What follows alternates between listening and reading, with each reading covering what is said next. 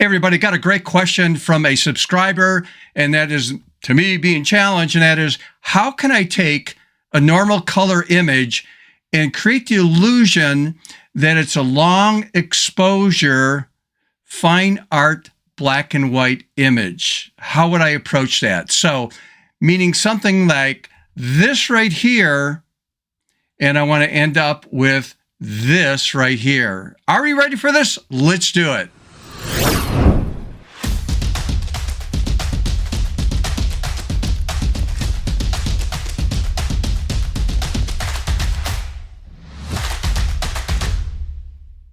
Hey everybody, welcome back to my channel. If you're new to the channel, this is dedicated to photography and as a photo artist pushing ourselves out creatively. Out of the box, I should say. Anyhow, a great challenge. I encourage people, if you have an issue or suggestion, like I would like to accomplish this, how would I approach it? Let me know. That's all you have to do is email me. So the email address is right here at the very bottom. It's stephenphotoartist@gmail.com. I can't promise I'm going to, do stuff. I've got a backlog right now of things that people had submitted to me that I'm going to be working on, but eventually, hopefully, I get caught up with that. Okay, so let's take a look what this person wants to do. And by the way, he just allowing me to say his first name, Terrence. Terrence wanted to take an image that was shot, say, normal conditions, and decided he wants to convert it to a black and white, like a fine art print, but he wants to create the illusion that it was a long exposure. So the sky is on the soft side. The water that he was shooting at, has movement, so he wants that smooth look in the water. But then the subject matter should be, fairly sharp in the image. And again, it has to be black and white. So what I did was I went into my archives. I found an image that we're going to look at. And by the way, it's called Turnip Rock in Michigan. I'm going to put my hand up here. In Michigan, we do the old thumb thing. And right at the tip of the thumb, there's a small town called Port Austin. And you have to there's a boat launch there, but there's a rental company that rents kayaks. And you have to take a kayak to go out there because from that point on, it's private property, unless you own private property. But as you go, I'm guessing maybe close to half a mile, then you can't access the water at all because it's almost like a cliff that drops down and stuff. So I rented a kayak a few years ago because I've never been there before, and it's just an awesome thing to see. So here's an image of what Turnip Rock looks like. This is not my image. Somebody was on one of the cliffs in the back and shooting down at the kayakers over there. And what I did was I went early in the morning to try to beat the kayakers because in the summertime, it gets really crazy and busy over there. And again, you can't get there by boat because the water is really rocky and shallow, and you have to be in almost like a rowboat or, again, a kayak. So let's take a look at Photoshop. I'm going to share with you the image I photographed a few years ago. So back here in the Photoshop, I shot this. I had to write this down so I don't forget. I shot this at f8 640, 640 of a second. This is my shutter speed, and the ISO was set to 200. Now, ideally, to come up with that long exposure look, you have to be on a tripod. There's no place you could set a tripod. I mean, I'm in water and you're sort of bobbing up and down, with the waves and stuff. And so I had to, bump my ISO up a little bit, make sure I have a decent shutter speed to keep things in focus. So we need to convert this now to black and white. So Terrence, here's the first thing you're going to do. And the people that are watching this, I'm just going to do Control J, Command J on a Mac, just to duplicate the layers here. So I can do it before and after. And the first thing you want to do is prep the image. And what do I mean by prepping an image? Well, maybe your white balance is off, even though I know it's going to be in black and white, but if it's way off, maybe you want to correct that. I'm looking at this, and because I'm in water, bobbing a little bit, I'm going to grab my crop tool. So C to grab the crop tool. And I'm going to go over to the options bar here and choose a feature here called Straighten. I'm going to click on that, come down to the image, and right here by the water edge right there on the horizon, I'm just going to click and drag with my index finger, move this over to line that up with the edge, and it will automatically, adjust the crop. I don't think I need to adjust the crop, anymore to make this like small or whatever. So I'm just going to accept that. You can just choose Enter on your keyboard or just hit the checkbox right here on the options bar to accept that. Okay, so now that I have that done, I want to convert this to black and white. Probably the best way, and I'm trying to keep this very simple with sliders and stuff because he is fairly new to Photoshop. And so I'm not going to get into like levels and curves and other things that, gives me like a lot more control and stuff. So I'm going to come down to, let's see, the Oreo cookie dipped in milk. That's what I like to call it. And click on that and you get a little pop-up menu here. And I'm going to choose black and white. And then it's up to you because I'm going to make decisions based on how I want the look of this image. You want to adjust it based on your look. And of course, the colors in your images are going to be different than mine. So I'm going to play with the reds here. In fact, you know what? I'm going to push the reds all the way to the far right. Excuse me while I grab some water. Oh, we're having a terrible time here in Michigan. We have 70-some degree weather, and then the high drops down in the 30s. And, next day, and people are coming down with sniffles and colds like me. We're battling that. Okay, let's go to the yellows. I'm going to play with this. And again, this is all very subjective. The greens, look at the water. There's like a green reflection in the water and the color at the bottom. So I might push that up a little bit.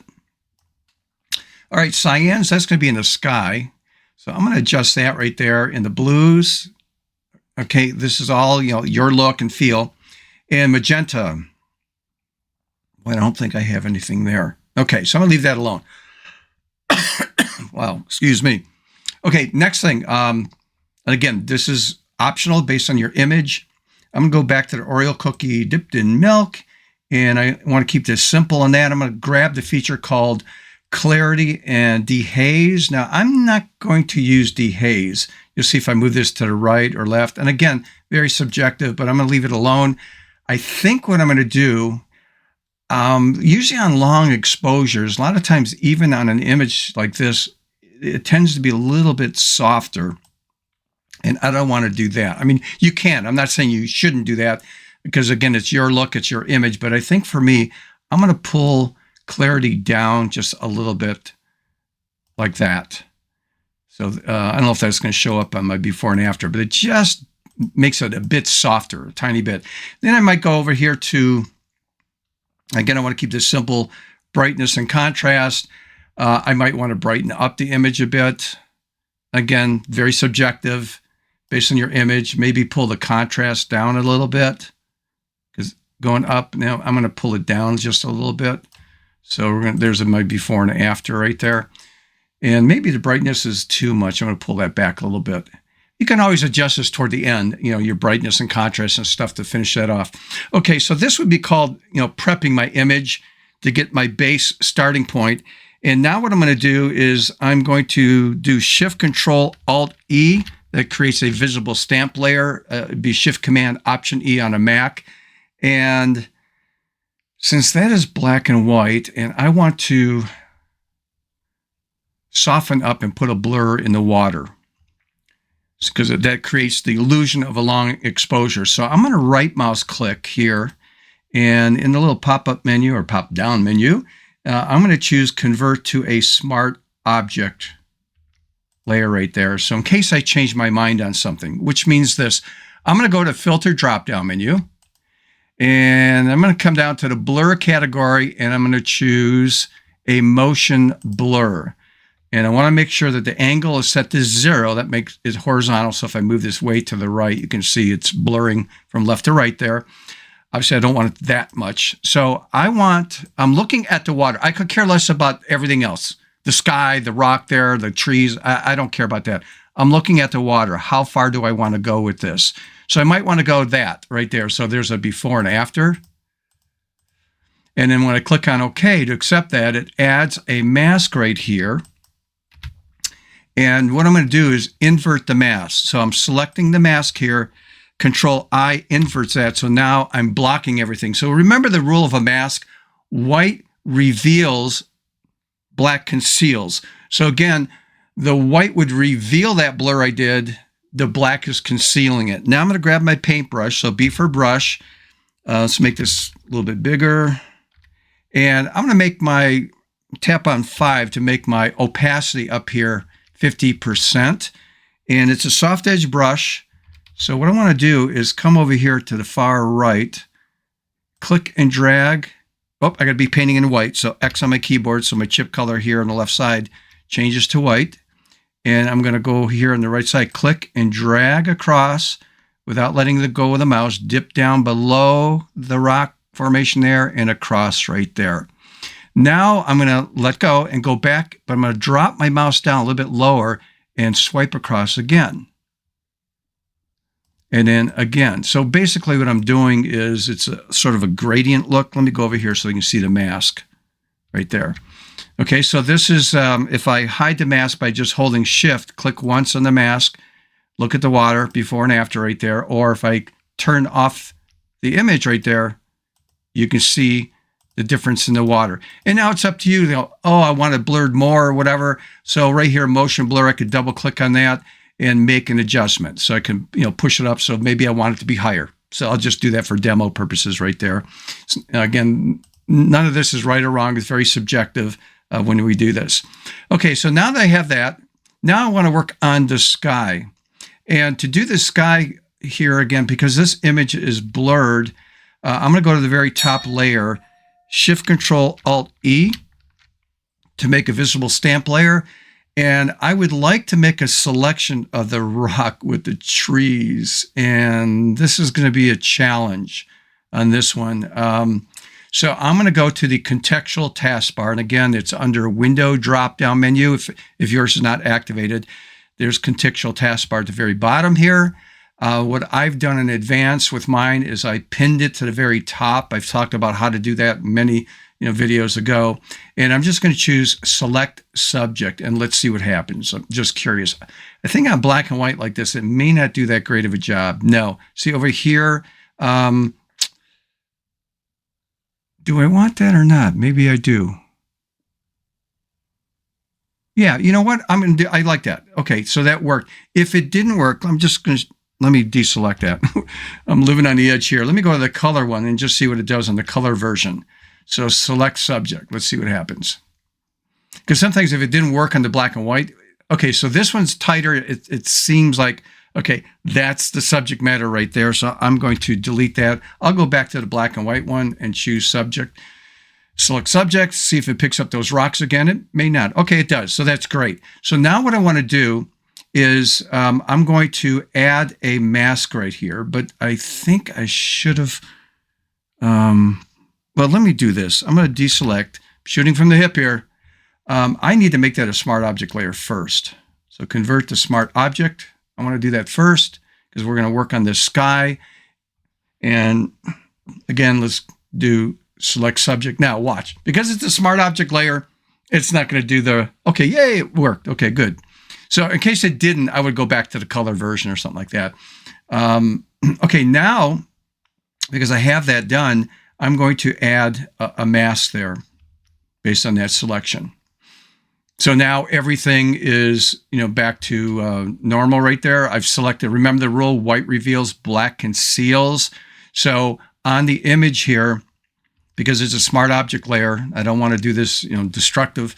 I might change my mind on something. I'm going to go back to the filter drop-down menu here, and I'm going to choose, let's go over to the blur category again, and motion blur. And, oh, what did I do, Steve? I did that wrong. Think. Let's cancel that. I'm going to go over there. I should maybe invert that. So Control I. So I'm inverting this. And now let's see what, no, that's not, let me go back to blur here, motion blur. Is that what I want to do? Ooh, you know what? Cancel. Got to be on the image, Steve. I was on the mask. So let's go back to filter blur, Gaussian blur, not Gaussian blur, motion blur. And there we go. Okay. I like, by the way, I like doing things like this, unrehearsed. You're going to see me make mistakes. And I don't want to create the illusion that I'm Mr. Perfect over here. I'm doing things trial and error, and something might work, it might not work. I'm going to make mistakes, and I think it's important that you see that when doing any kind of editing. So I enjoy doing this once in a while, taking an image and say, okay, we want to do this with it. All right, let's see what I can think of doing in that. So I'm going to, now let's think about the strategy on this a little bit. Because I'm doing this across like that,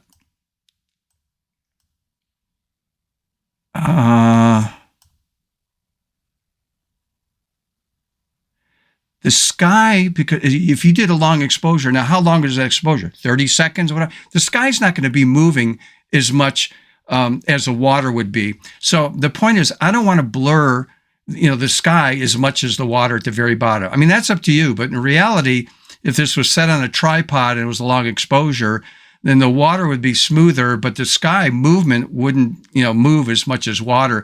So I'm going to push that back a little bit to make it softer in the sky. So if I go to preview, we can see the difference there back and forth, which is fine. And I'm going to click on OK to accept that. Now, if I go back here, the other challenge I've got, which looks somewhat natural, and that is, let me zoom in really big here. I've got a halo around here that I see. Again, a long exposure with any kind of light breeze, or the leaves are going to move, so they're going to be soft, and small branches might even move, and so that's going to be a bit soft. But the main barks or the main trunks of the trees and that would probably remain strong and stuff. But I'm going to go over here to this area right here where it says motion blur. This is my mask, and I'm going to make sure I paint in black, and I'm going to be at 100%, so 0. And I'm going to do this quickly because it could take a lot of time. But see, as I tuck in like this, I'm just going around to fine tune areas that I think that I want to get rid of that blur out on the side. So again, I'm going to do this really fast here. So I'm tucking that in. And then again, the trees and stuff, and the trunks, I'm going to do, like this, the trunks and that, but I don't want to do everything. The outer edge, it should be soft with the movement and stuff. So I'm just sort of playing with this. And again, I would zoom in and take my time. I just want to show you the concept behind this.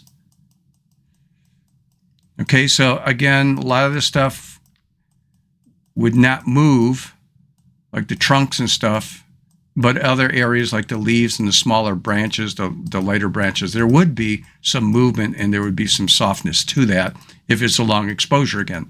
So again, hopefully you got the idea. I'll turn that mask on and off here in a minute so we can see what's going on.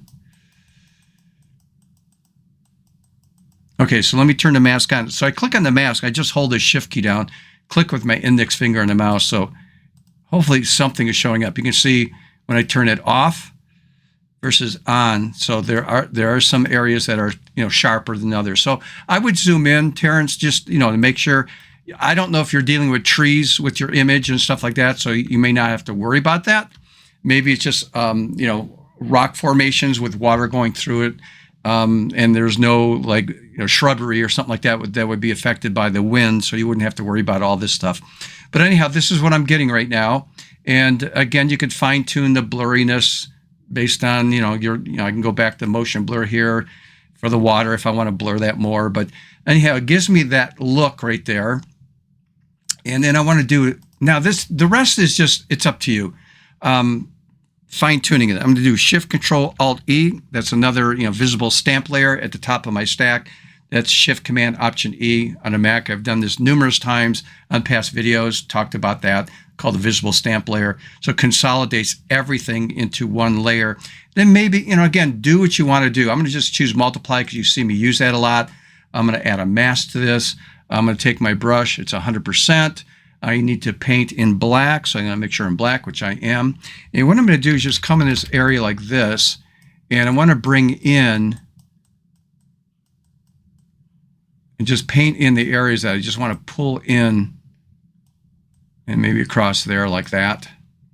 And then where the trees and shrubbery are at, and again, I would take my time on this, but I would just come in here and just hit certain areas. So some areas I like darker, that are already dark, and other areas I want it to be lighter. Maybe make it smaller and that. So it adds some type of depth to it. It gives it more of a three-dimensional feel and look to it. And again, I would take my time and do more of it. I'm just trying to share the concept and then come around. Just be careful around the edges. Now, what you could have done, or I could have done, is because I have this mask over here that I did before, I could hold the control key down, command on the Mac, click once on the mask, and it activates the selection. And then I would go back over to my image here, and I would do Shift Control I or Shift Command on a Mac. And I'm inverting that. So the rule of a selection is whatever I do next only affects the selected area. So if I go back to my masks now, I can now take my brush and I can go to the outer edge and not worry about spilling over to this area, if that makes sense. So I'm protecting that area. So in other words, I can't go down here in the water, and bring in any kind of clarity or something like that.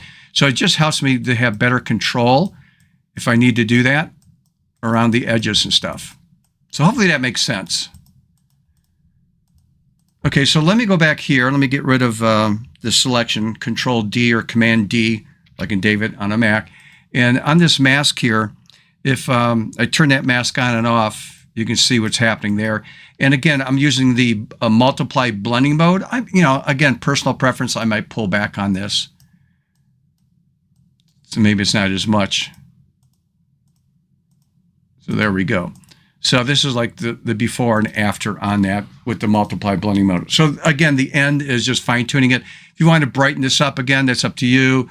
Maybe this is going to be a print. And one of the things that we have to understand when print is we need to usually bump up our exposure a little bit or lighten the image a little bit because it tends to come in a little bit darker than what we thought it would when we go to print. And it's really based on not only your printer, but also the type of paper that you're using. Okay, so hopefully that's helpful. Again, a lot of stuff I did is very subjective in terms of like, here's where I want to take the image. I just want you to understand and follow my logic and thinking behind this. There's probably many different ways, of creating this, but that's just the way I was trying to keep it as simple as possible on how I would take, well, let's come down here, the image that looked like that to start with, to end up with that. That's like a fine art print. In fact, I could take my signature over here, click and drag and drop it in there to finish this off. So again, Terrence, hopefully this made sense for you. It gives you something to work on. Everybody else, again, hopefully you're learning something here. And please consider liking the video, subscribe if you have not subscribed to this channel, and hit the notification bell. Next time I upload a video, you'll get notified on that. All right. And again, thank you for the people that have been supporting the channel by donating to buymeacoffee.com/Stephen Photo Artist. So again, thank you. And again, let's get that camera out. Let's practice. Let's think creatively out of the box. And I mean literally out of the box. Until next time, see ya.